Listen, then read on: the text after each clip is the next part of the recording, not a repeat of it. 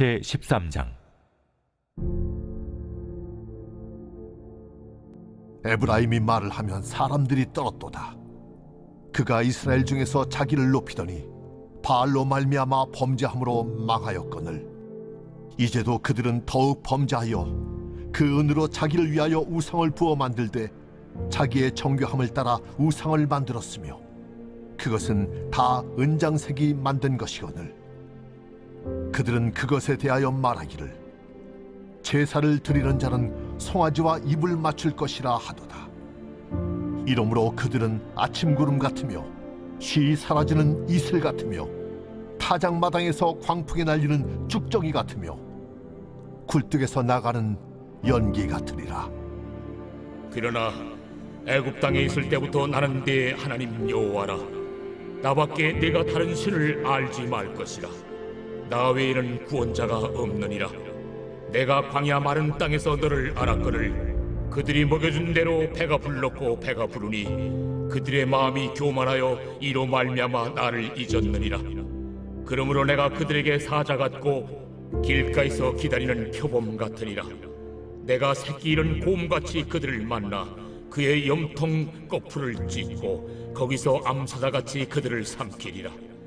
들짐승이 그들을 찢으리라.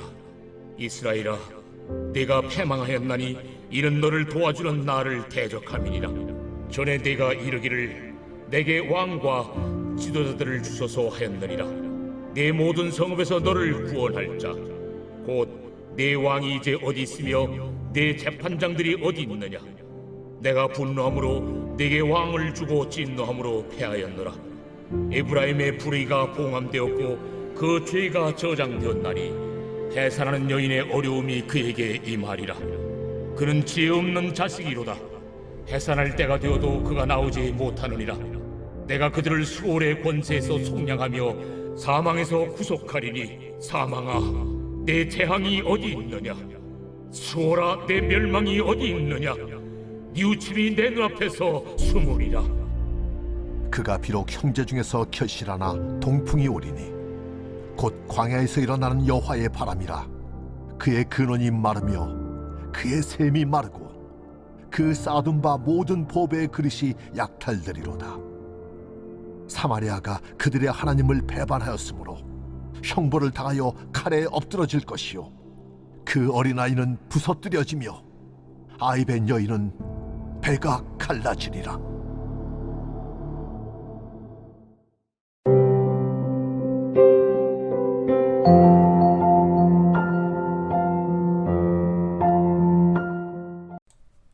여러분 반갑습니다. 오늘도 큐티로 여는 기막힌 하루입니다. 본 말씀 호세아서 13장 1절부터 16절의 말씀입니다. 자, 오늘 본문의 1절부터 4절에서 하나님은 여전히 우상숭배로 영적 간음을 행하고 있는 이스라엘 백성들의 죄를 드러내고 계십니다. 자, 그렇다면 이러한 이스라엘 백성들의 범죄에 대해 하나님은 어떻게 대응하십니까? 하나님의 대응이 세 가지로 진행됩니다. 오늘 호세아 선지자는 과거, 현재, 미래로 나누어서 하나님의 대응을 선포합니다. 첫 번째로 과거의 은혜입니다. 자, 오늘 보면 4절 5절의 말씀에 보니까 그러나 애굽 땅에 있을 때부터 나는 내 하나님 여호와라. 나밖에 내가 다른 신을 알지 말 것이라. 나 외에는 구원자가 없느니라. 내가 광야 마른 땅에서 너를 알았거든 그랬습니다. 자, 오늘 여기에 알았다라는 말은 친절하게 잘 돌본다 라는 의미입니다.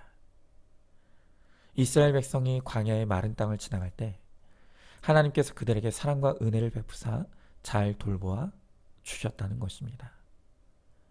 여러분, 이러한 은혜의 역사는 4절에 쓰여져 있듯이 이스라엘 백성들이 애굽 땅에서 나올 때부터 시작되었습니다.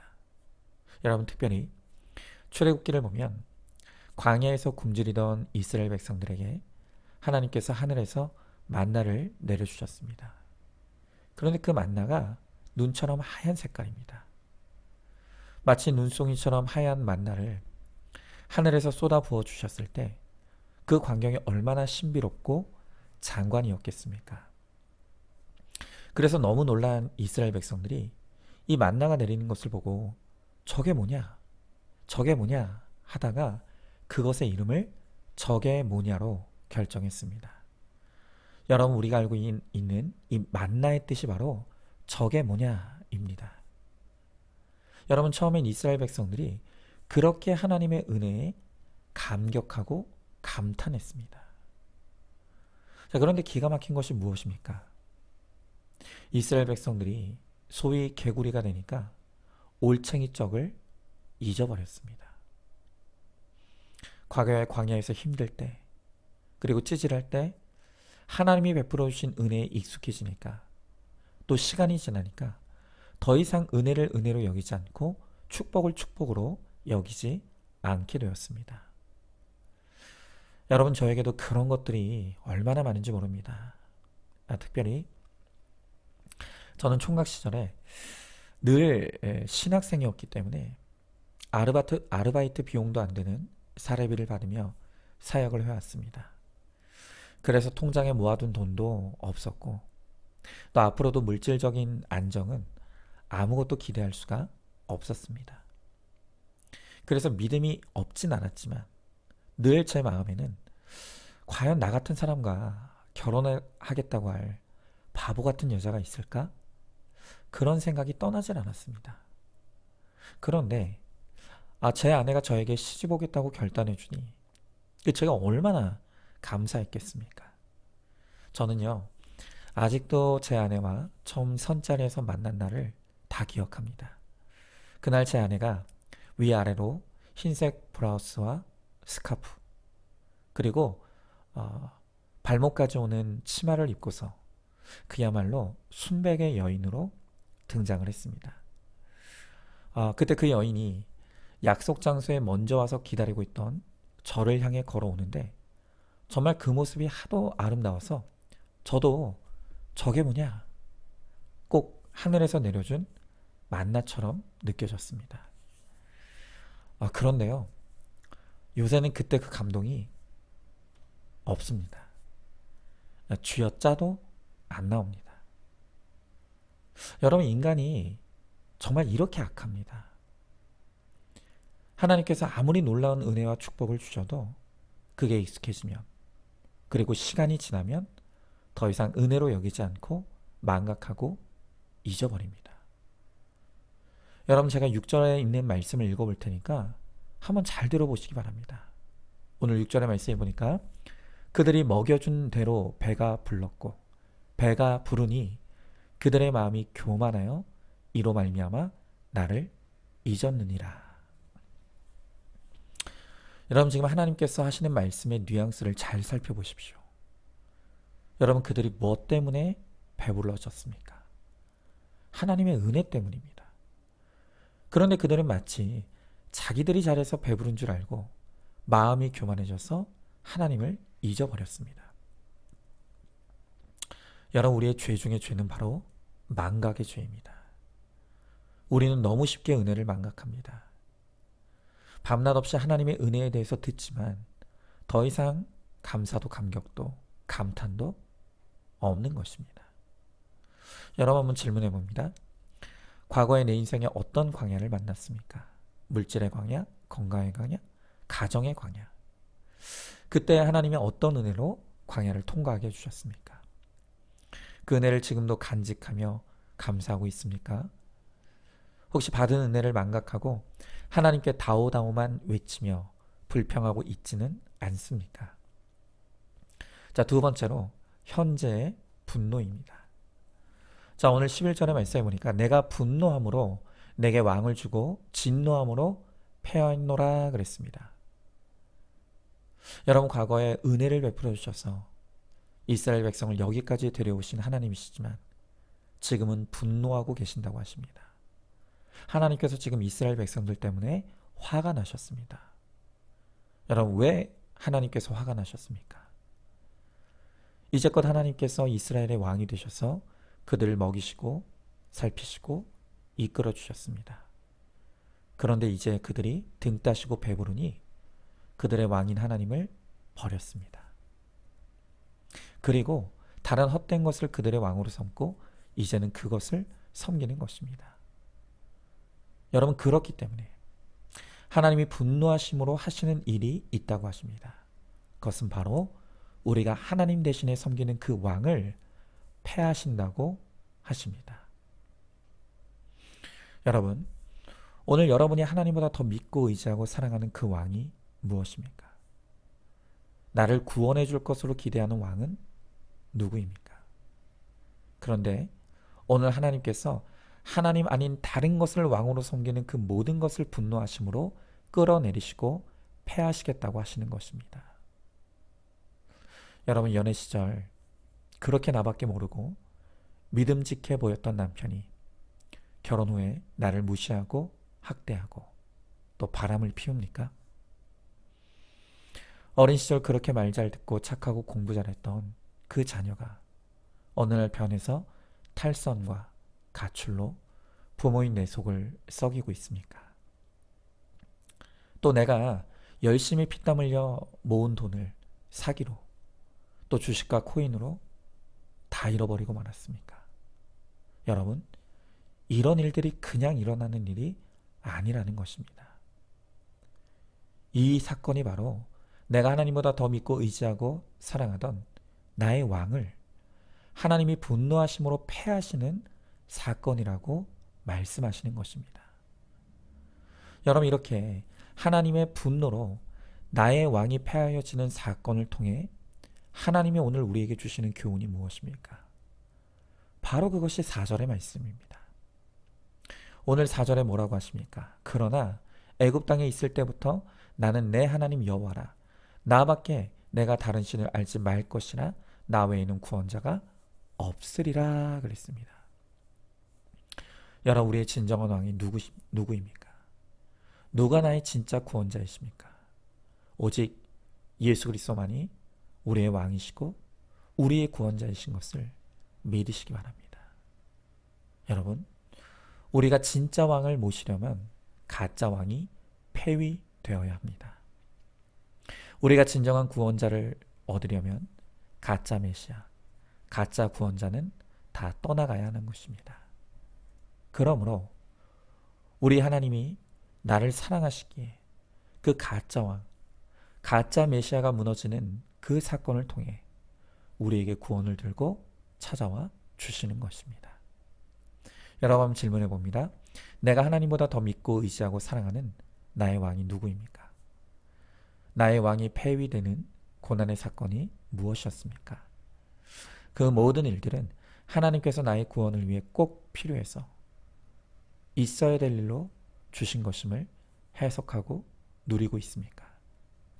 자, 마지막 세 번째로 미래의 희망입니다.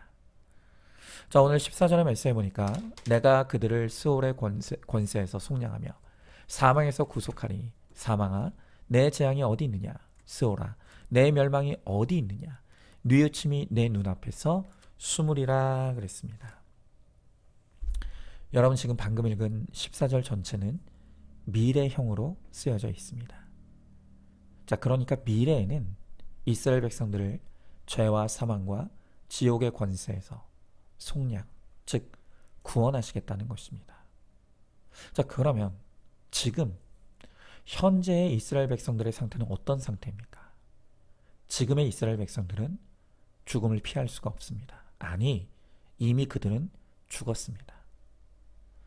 여러분, 신약의 에베소서 2장 1절의 말씀에 보면 성경은 그리스도 밖에서 살아가는 모든 사람들은 죄와 허물로 이미 죽었다라고 선언합니다. 그들은 이미 영적으로 사망 선고가 내려진 죽은 자들이라는 것입니다.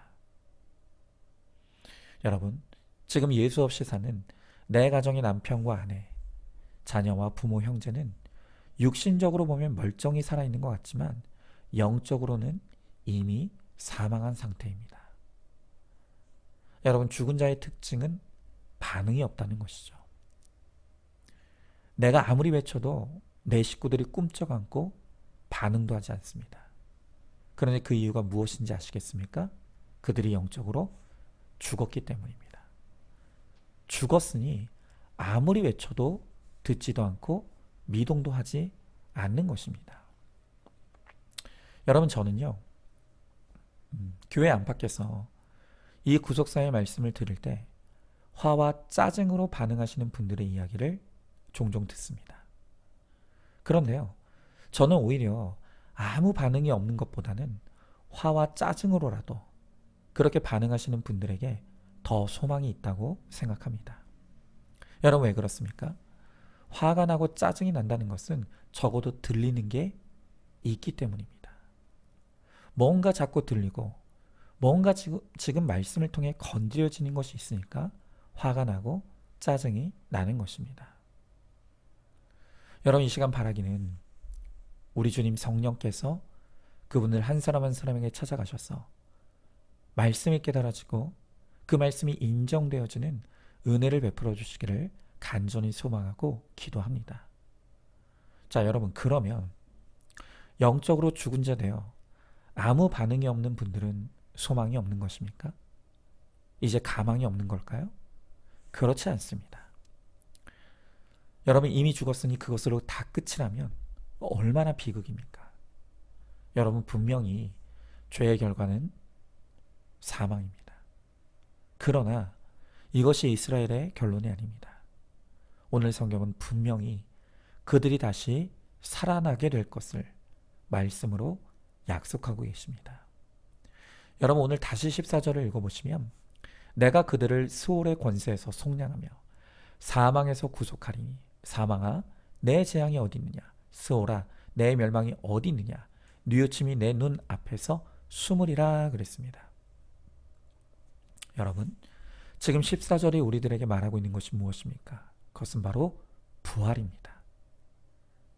장차 오실 예수 그리스도께서 십자가에서 하나님이 쏟아 부으시는 진노를 다 받으시고 죽으신 후 3일 만에 부활하심으로 얻게 될 바로 그 부활을 예언하고 있는 것입니다. 여러분, 이 부활의 예수로 인해 죽었던 회당장 야이로의 딸이 살아났습니다. 또 죽은 지 이미 사흘이 지난 나사로도 무덤을 열고 나왔습니다.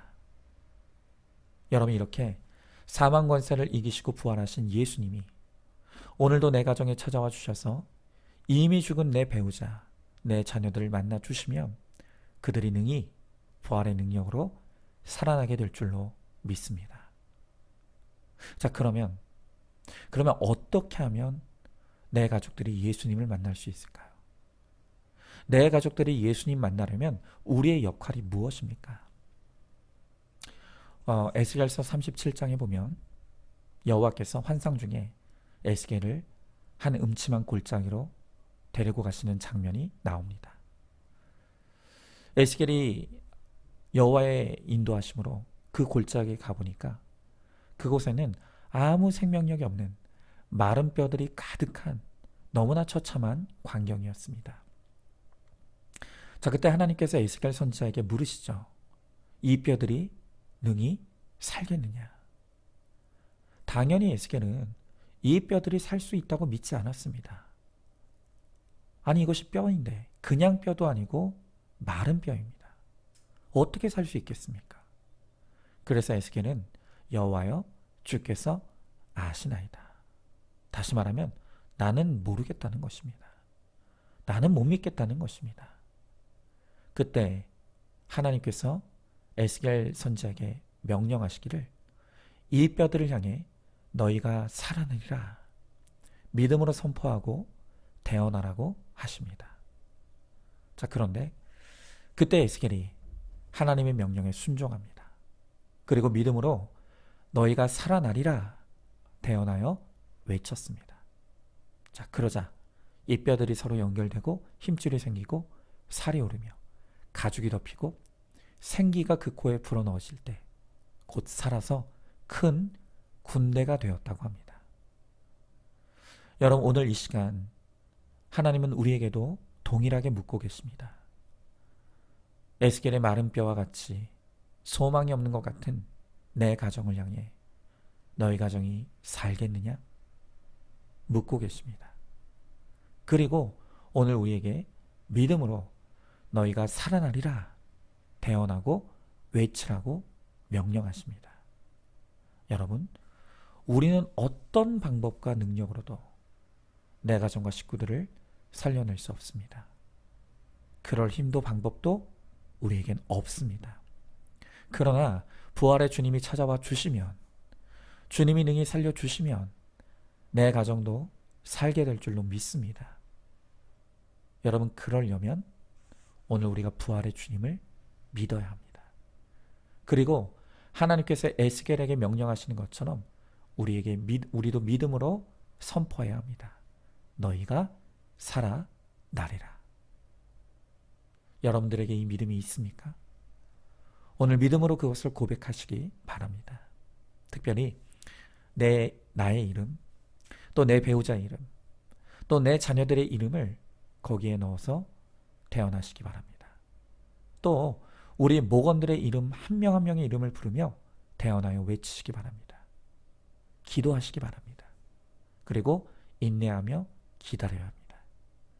그러면 주님께서 반드시 찾아와 주셔서 부활의 생기를 부어주시고 나와 내 가정을 살아나게 해주실 줄로 믿습니다.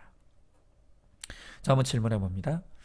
아무리 복음을 외쳐도 죽은 자와 같이 반응이 없는 사람이 누구입니까?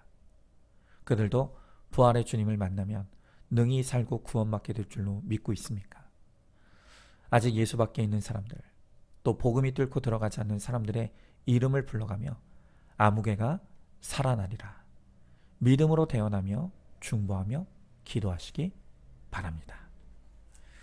자, 오늘도 5월 13일 보석상자입니다. 하나님께서 배필을 정해 두기는 하셨지만 배필 선택은 인간의 책임에 속하는 일로 남겨두셨습니다. 하나님께서 일일이 지목해 주지 않으십니다.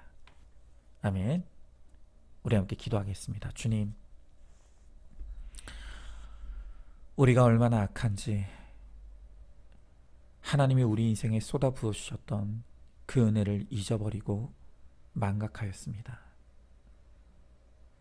그리고 이제는 우리의 왕이신 하나님을 버리고 다른 헛된 것을 나의 왕으로 삼고 그 앞에 경배하며 절하며 살아갑니다. 그러하기에 하나님이 분노하심으로 우리의 왕을 폐위하시고 우리의 하여금 다시 우리의 왕이신 우리의 구원자신 하나님께로 돌이키시겠다고 말씀하십니다. 주님, 하나님의 은혜로 우리가 다시 살았습니다. 주의 말씀의 능력으로 우리가 다시 주님께로 돌아왔습니다. 그러나 여전히 이미 죽은 자 되어 말씀에 반응하지 않고 아무런 미동도 없는 소망이 없는 내 가족의 식구들이 있습니다. 하나님, 그러나 하나님께서 에스겔 선지자를 향해 너희가 살아나리라 태어나라 하실 때 그 말씀에 순종함으로 마른 뼈가 금대가 되었던 것처럼 우리도 믿음을 잃지 않게 하시고 믿음으로 선포하게 하시고 인내로 기도하게 하셔서 또한 말씀이 합당한 구원을 위한 섬김과 희생을 이루어 감으로 우리를 통해 예수 그리스도의 부활의 능력이 임하게 하시고 그래서 마른 뼈와 같은 우리의 가정이 하나님의 능력으로 살아나는 구원의 역사가 이루어지게 하여 주시옵소서. 믿사오며 사랑이 많으신 우리 예수님 이름 받들어 기도드리옵나이다. 아멘. 오늘도 큐티로 기막힌 하루를 살아내는 하늘가족 공동체 우리 모든 성도님 되시기를 주님의 이름으로 축복합니다.